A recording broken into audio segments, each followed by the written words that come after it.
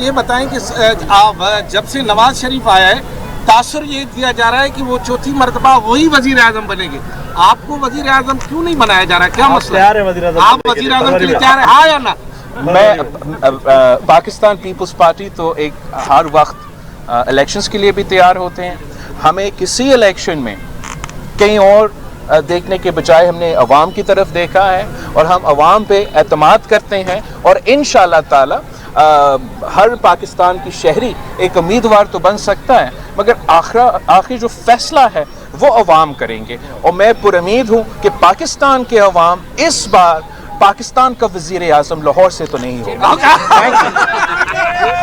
कि मियाँ वाली एयरबेस पे जो अटैक हुआ है वहाँ पे अमेरिकन हथियार जो हैं वो मिले हैं है और हमारे यहाँ कोई कन्फ्यूजन नहीं है। हम जानते हैं कि दहशतगर्द कौन है और हम जानते हैं कि दहशतगर्दी का मुकाबला कैसा किया जाता है। तो उम्मीद है कि जब पाकिस्तान पीपल्स पार्टी इलेक्शन जीतेगी तो हम इस इशू को भी सीरियसली उस सीरियसनेस के साथ लिया जाएगा।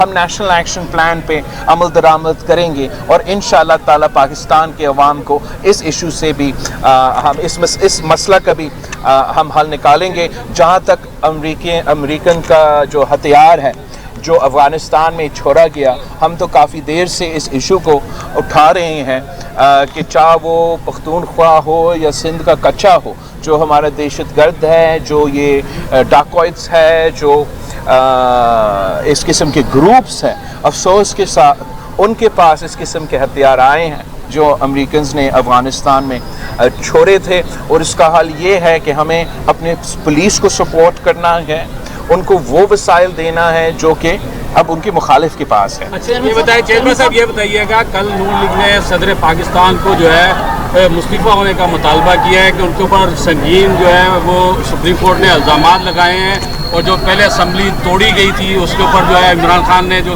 वज़ीर आज़म थे तो अदम एतमाद की तारीख वो उसके हवाले से उन्होंने कहा कि मुस्तफ़ा हो जाना चाहिए, इनका टाइम पीरियड भी पूरा हो गया। जहाँ तक आइन ये गुंजाइश देता है अलवी साहब को कि जब तक इलेक्शंस ना हो और इलेक्टोरल कॉलेज मुकम्मल ना हो और नया सदर का इंतखाब ना हो तो वो ये ओहदा संभाल सकता है। जहाँ तक अलवी साहब का गैर कानूनी या गैर आइनी इक़दामात हैं, जैसे कि अदम एतमाद के बाद जो असम्बली को तोड़वाया गया, उस पे जब मैं वज़ीर भी था, नेशनल असम्बली का मेंबर भी था, मैं वज़ीर आज़म के सामने खड़ा होके ये मुतालबा करता था कि आइन शिकनी हुआ है और अगर आइन शिकनी हुआ है तो हमें फिर कानून के हवाले से वो स्टेप्स लेने चाहिए, वो ट्रायल करवाना चाहिए। और ये अगर नून लीग आज ये मुतालबा कर रहा है तो ये सवाल बनता है कि पिछले जो 16 महीने थे, 18 महीने थे,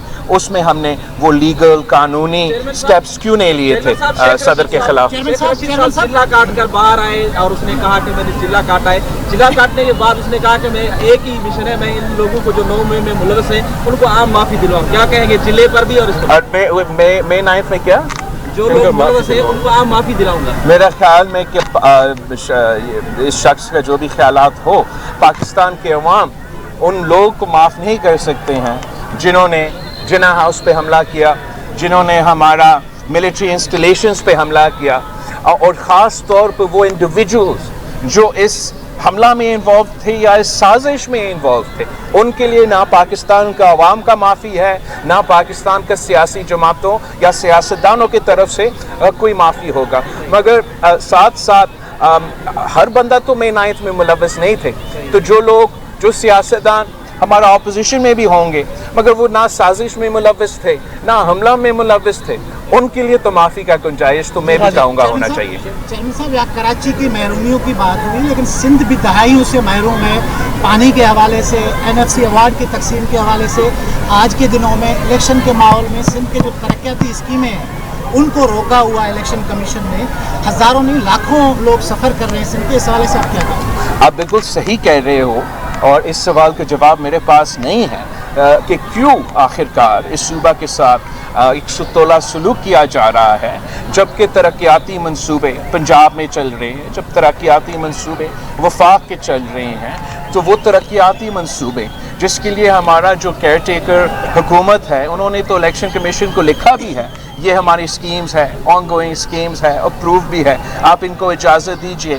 مگر افسوس کے ساتھ کہنا پڑ رہا ہے کہ الیکشن کمیشن نے ان اسکیمز کو اجازت نہیں دی. اس کی وجہ سے اس صوبے کے عوام سفر کر رہے ہیں.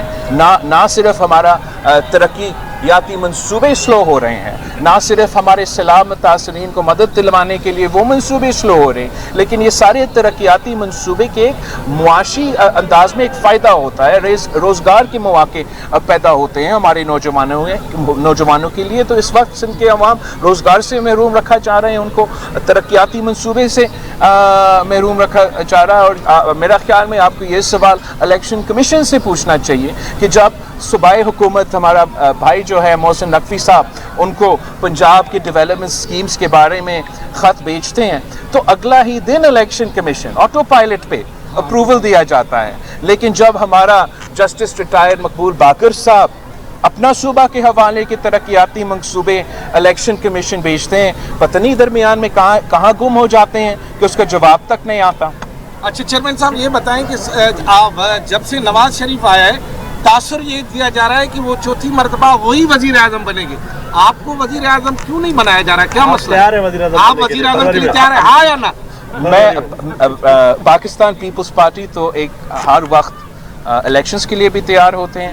ہمیں کسی الیکشن میں کہیں اور دیکھنے کے بجائے ہم نے عوام کی طرف دیکھا ہے اور ہم عوام پہ اعتماد کرتے ہیں. اور انشاءاللہ تعالی ہر پاکستان کی شہری ایک امیدوار تو بن سکتا ہے، مگر آخری جو فیصلہ ہے وہ عوام کریں گے. اور میں پر امید ہوں کہ پاکستان کے عوام اس بار پاکستان کا وزیر اعظم لاہور سے تو نہیں ہوگا.